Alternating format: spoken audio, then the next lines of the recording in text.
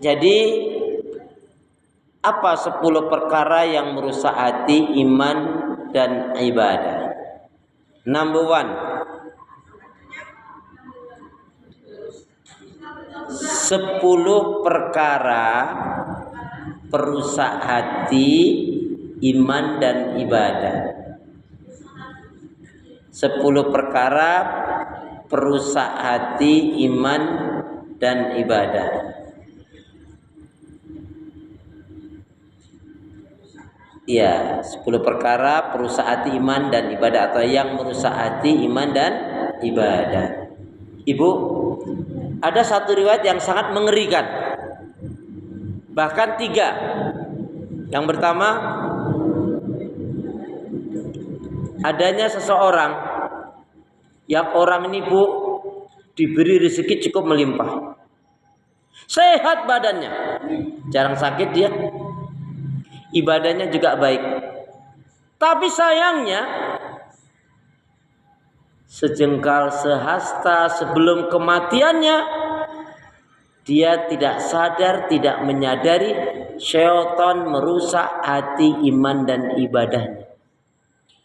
Saya ulangi, ada seseorang yang dia diberi kesehatan, jarang sakit, rezekinya lancar, ibadahnya cukup baik. Cuman sayangnya sejengkal sehasta sebelum kematiannya, dia tidak menyadari syaitan merusak hati, iman dan ibadahnya. Apa yang terjadi? Sejengkal sehasta sebelum kematiannya itu, dia melakukan amalan ahli neraka dan dia mati dalam keadaan su'ul khatimah. Ngeri nggak, Bu?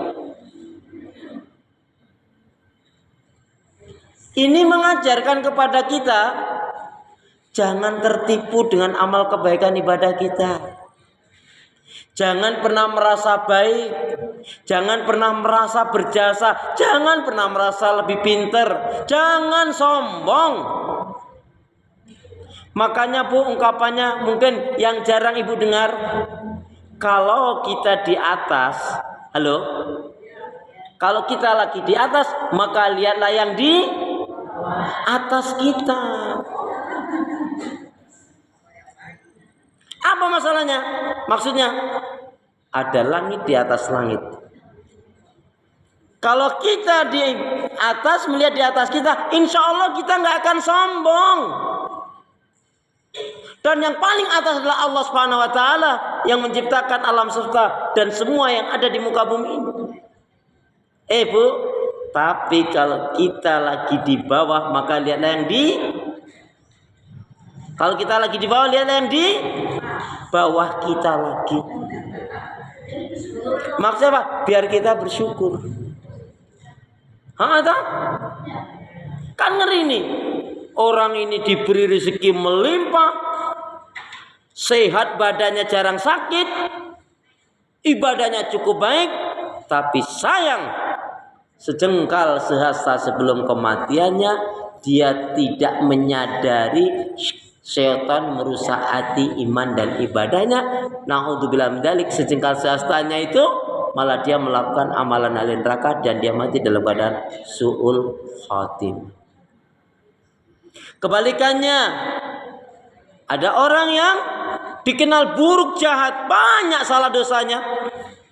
Saking banyak salah dosanya, Bu, orang mengatakan ini pasti neraka orang ini, karena seolah-olah tidak tampak kebaikannya. Apa yang terjadi, Bun? Sejengkal sehasta sebelum kematiannya, dia melakukan amalan ahli surga. Kenapa? Karena dia diberi petunjuk hidayah oleh Allah, kemudian dia melakukan amalan ahli surga dan dia meninggal dalam keadaan husnul khatimah. Amin, itu dong. Amin. Yuk, ini doanya. Bismillahirrahmanirrahim. Allahumma khtim lana. Allahumma khtim lana bil Islam wa khtim lana bil iman wa khtim lana bi husnil khatimah. Ya Allah, janganlah kau matikan aku kecuali dengan Islam, dengan iman dan husnul khatimah. Ya Allah ya Arhamar Rahimin, akhirilah kehidupanku. Kehidupanku boleh kalau kita, tapi kalau kami berarti kita banyak. Ya Allah ya Arhamar Rahim, Allah mahtim lana, ya Allah akhirilah kehidupan kami dengan Islam, dengan iman dan husnul khatim. Yang kedua, ya Allah ya Arhamar Rahimin, janganlah kau matikan aku kecuali setelah amal ibadahku lebih banyak dari dosa-dosaku. Ya Allah ya Arhamar Rahimin, jadikanlah aku hamba yang sabar, syukur, taat ibadah, istiqomah dalam kebaikan dan kebenaran, dan matikanlah dalam keadaan husnul khatimah. Amin ya rabbal alamin.